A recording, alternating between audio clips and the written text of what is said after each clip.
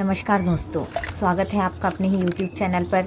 और आज हम बात करेंगे कीमोथेरेपी के बारे में और उससे होने वाले साइड इफ़ेक्ट के बारे में और उनके साइड इफ़ेक्ट को कैसे कम किया जा सकता है। ये टिप्स भी मैं आपसे शेयर करूंगी। उसके साथ ही ये वीडियो उन लोगों के लिए भी लाभदायक है जो लोग ये जानना चाहते हैं कि उन्हें अगर कीमोथेरेपी दी गई है सर्जरी से पहले तो किन केसेस में दी जाती है और इनके क्या क्या लाभ होते हैं। तो दोस्तों, इस विषय पर बात करने से पहले मैं थोड़ी सी बात पॉजिटिविटी पर करना चाहूँगी। आपसे एक बात पूछना चाहती हूँ कि अगर किसी को कोई बीमारी हुई है तो वो सबसे छुपाते क्यों हैं? क्या उनसे कोई पाप हो गया है, कोई गुनाह हो गया है जिसमें उन्हें खुद को इन चीज़ों को छुपाना पड़ रहा है? नहीं ना। एक बीमारी थी, होनी थी, हो गई, बस उसका इलाज करके निपट लेंगे। लेकिन सबके पास ये सोच नहीं होती, क्योंकि हमारे आसपास जो इतने निगेटिव लोग होते हैं वो हमें इतने तरीके से डरा देते हैं, इतने तरीके के उदाहरण देकर हमारा मनोबल तोड़ देते हैं, हिम्मत तोड़ देते हैं कि हम खुद से कोई फैसला ले नहीं पाते हैं और ना तो धैर्य रख पाते हैं। तो केवल बीमारी से ठीक होने के लिए ही नहीं, किसी भी क्रिटिकल सिचुएशन से भी बाहर निकलने के लिए एक पॉजिटिव थिंकिंग का होना और स्ट्रांग माइंड का होना बहुत ज़रूरी है। क्योंकि अगर हम मानसिक रूप से ही बीमार हुए तो शारीरिक रूप से चाहे हम लाखों की दवाई करवा लें, हम ठीक नहीं हो सकते। इसलिए सबसे पहले हमारे मानसिक स्वास्थ्य का हमें ध्यान रखना होगा और उसको मजबूत रखना होगा, मेंटली हेल्दी होना होगा। आपको पता है, रिसर्चेस भी कहती हैं कि पॉजिटिव थिंकिंग आपकी इम्यूनिटी को डेवलप करने में हेल्पफुल होती है, आप जल्दी रिकवर कर जाते हैं। तो चलिए अब बात करते हैं आज के टॉपिक पर, कीमोथेरेपी पर, उससे होने वाले साइड इफ़ेक्ट और उनसे कैसे बचा जा सकता है। इस टॉपिक पर तो कीमोथेरेपी क्या है? कीमोथेरेपी वो ड्रग्स या वो मेडिकेशंस है जो कैंसर सेल्स को डिस्ट्रॉय करने के लिए दी जाती है। उन मेडिकेशंस को, उस थेरेपी को कीमोथेरेपी कहते हैं। कीमोथेरेपी लार्जर कैंसर सेल्स को श्रिंक करने के लिए, बॉडी के अदर पार्ट्स में फैलने से रोकने के लिए, दोबारा से उत्पन्न ना हो इसके लिए, और आपकी बॉडी पर जो भी ड्रग्स दिए गए उनका क्या इफ़ेक्ट है, क्या उसकी प्रोग्नोसिस है और आपका फर्दर ट्रीटमेंट डिसाइड करने में आपके सर्जन को, आपके ऑन्कोलॉजिस्ट को हेल्प मिले, इसके लिए कीमोथेरेपी दी जाती है जो सर्जरी से पहले दी जाती है। अब ये किन किन डायग्नोसिस के लोगों को दी जाती है वो भी मैं आपको बता देती हूँ। Inflammatory breast cancer, HER2 positive breast cancer, triple negative breast cancer, larger breast cancer, और जो ब्रेस्ट कैंसर लिम्फ नोड तक फैल गया है, हाई ग्रेड ब्रेस्ट कैंसर, इन सब में कीमोथेरेपी सर्जरी से पहले दी जाती है। अब बात करते हैं कीमोथेरेपी से होने वाले साइड इफ़ेक्ट्स की। कीमोथेरेपी से साइड इफ़ेक्ट सभी के एक तरीके के नहीं होते हैं, क्योंकि अगर आपके टाइप ऑफ डायग्नोसिस के लिए जो ड्रग्स दिए जाते हैं उस पर डिपेंड करता है। लेकिन फिर भी सब, जैसा कि हम सब जानते हैं, एक आम साइड इफ़ेक्ट है इसका हेयर फॉल। और इसके अलावा जो हेयर फॉल, आपको कीमोथेरेपी देने के 15-20 दिन बाद आपके हेयर फॉल होने लगते हैं, और कीमो की जो साइकिल होती है 21 डेज़ वाली, तो नेक्स्ट कीमो की साइकिल के पहले लगभग आपका 90% हेयर फॉल हो चुका होता है।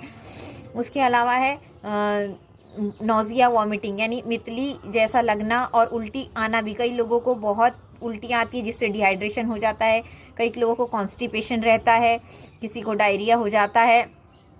इसमें कीमोथेरेपी की वजह से हमारे आरबीसीज बहुत डाउन होते हैं। डब्ल्यूबीसी यानी श्वेत रक्त कणिकाएं, जो हमें हमारे लिए हमारी बॉडी को हर तरीके के इन्फेक्शन से लड़ने के लिए प्रिपेयर करती है, वही इसमें डाउन होने लगते हैं। और कीमोथेरेपी से, जैसा कि मैंने आपको बताया कि ये अच्छे सेल्स को भी डिस्ट्रॉय करता है, तो बस ये सारे इसीलिए साइड इफ़ेक्ट आते हैं। तो एनीमिया की भी शिकायत हो जाती है। और एक बात मैं आपको बताऊं कि कीमोथेरेपी में अगर 8 ग्राम से कम ब्लड हुआ तो आपको कीमो नहीं दिया जाता है, पहले ब्लड दिया जाएगा, उसके बाद में दिया जाएगा। इसीलिए during chemotherapy it is very necessary to maintain your haemo.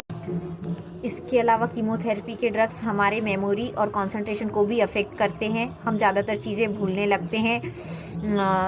ये शॉर्ट टर्म साइड इफ़ेक्ट में इंक्लूड किया जाता है, बट मुझे तो लगता है ये लॉन्ग टर्म में ही है, क्योंकि मेरे साथ ये अब तक बना हुआ है और शायद बना ही रहेगा। फिर लॉन्ग टर्म साइड इफ़ेक्ट की बात करें तो सबसे बड़ा साइड इफ़ेक्ट है हार्ट डैमेज। कीमोथेरेपी के ड्रग्स से फर्दर हार्ट डैमेज होने के चांसेस रहते हैं, रिस्क बहुत ज़्यादा बढ़ जाता है।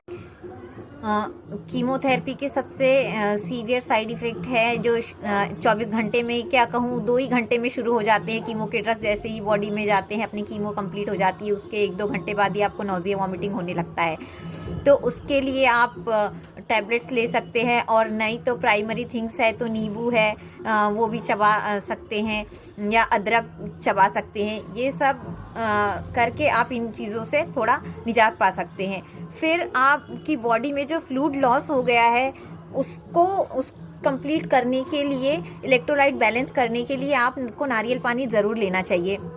मुझे पहली कीमोथेरेपी के 3-4 दिन बाद पूरी बॉडी में इतना बॉडी एक हुआ था डिहाइड्रेशन की वजह से, कि मैंने तब से नारियल पानी शुरू किया तो आज तक कंटिन्यू है। और जो कीमो की वजह से हमारे हाथ पैर के जॉइंट्स भी बहुत पेन होते हैं, तो इसमें भी हेल्प मिलती है। अब भी मैं जिस दिन नारियल पानी नहीं पीती हूँ तो मुझे खुद ही बहुत डल सा महसूस होता है, मुझे बीपी लो होने लगता है। तो नारियल पानी बहुत सारी और भी चीज़ों को मेंटेन रखता है।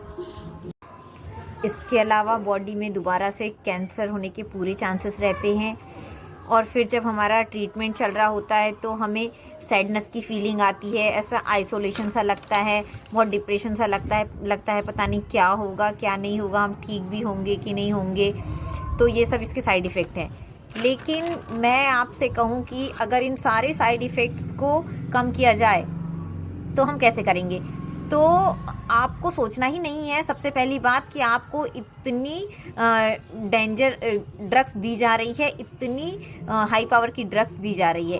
हेयर फॉल हो गया, हो जाने दो, आ जाएंगे ना जब ट्रीटमेंट कंप्लीट हो जाएगा, तो उसमें इतना क्या सोचना। अगर आप चले गए तो नहीं आ पाएंगे ना। हीमोग्लोबिन बढ़ाने के लिए आप डेली 7-8 मुनक्का रात को भिगो के रख दे, सुबह वो खा ले, उससे भी हीमोग्लोबिन बढ़ेगा आपका। और अंजीर है, वो भी 4 नग अंजीर आप रात को भिगो दे दूध के साथ, पानी के साथ, और सुबह उसको पी ले। उसके अलावा लोग जवारे भी रस भी उसका पीते हैं। मैंने तो पपीता का रस भी पिया है, सुबह 40 ml, शाम को 40 ml। इसके अलावा गिलोय का रस वो भी पिया है मैंने कच्चा एलोवेरा भी खाया है, 1-1 चम्मच। मेरा type of diagnosis HER2 triple positive है, जिसमें कि मुझे प्री कीमोथेरेपी, सर्जरी, रेडिएशन और हार्मोनल थेरेपी सब कुछ दिया गया। इसके साइड इफ़ेक्ट भी बहुत आए, पर मैंने फिर भी कभी सोचा ही नहीं निगेटिव। तो मैं आपसे भी यही कहूँगी कि आप भी निगेटिव बिल्कुल ना सोचें। आप अगर पॉजिटिव रहेंगे तो आपको रिज़ल्ट भी पॉजिटिव ही मिलेंगे। खुद का सकारात्मक रहना इसलिए ज़रूरी है ताकि हमारे साथ सब कुछ अच्छा हो, जो हम सोचें वो रिज़ल्ट्स हमें मिले। जब मुझे कैंसर डायग्नोज हुआ था तब मेरे पास 1 रुपया भी नहीं था, और ना तो मेरे पास में इतनी जान पहचान थी कि मैं अपना ट्रीटमेंट करा पाती, और कोरोना का टाइम भी था। लेकिन उसके बाद भी मेरे साथ सब कुछ हुआ ना, अच्छा हुआ, क्योंकि मेरे साथ मेरे जो हेल्प करने वाले लोग थे वो सब पॉजिटिव माइंड के थे। उन्होंने सबने मुझे धैर्य बंधाया, हिम्मत बंधाई, और आज मैं कैंसर से जीत पाई हूँ। ये मेरी जीत नहीं, उनकी जीत। चिंता करके आप कुछ हासिल नहीं कर सकते, लेकिन चिंतन करके ऐसा कुछ नहीं जो आप हासिल नहीं कर सकते। इसीलिए चिंता करना छोड़िए और चिंतन कीजिए। तो दोस्तों चलिए मिलते हैं अगले वीडियो में। अगर आपने अब तक मेरे चैनल को सब्सक्राइब नहीं किया है तो ज़रूर करें, ताकि मैं इसी तरह आपको अपने ट्रीटमेंट के ड्यूरेशन के टिप्स आपको देती रहूं, जो आपके लिए हेल्पफुल हो सकते हैं। और शेयर इसलिए कीजिए ताकि जो ज़रूरतमंद लोग हैं उन तक पहुंच सके। कमेंट करके मुझे ज़रूर बताएं कि आपको ये वीडियो कैसा लगा, और अगर पसंद आया हो तो लाइक कीजिए। आइए हिम्मत बने उनकी जो थोड़ी सी हिम्मत हारने लगते हैं, सहारा बने उनका जो थोड़ा सा थका हुआ महसूस करने लगते हैं। Spread positivity, serve humanity.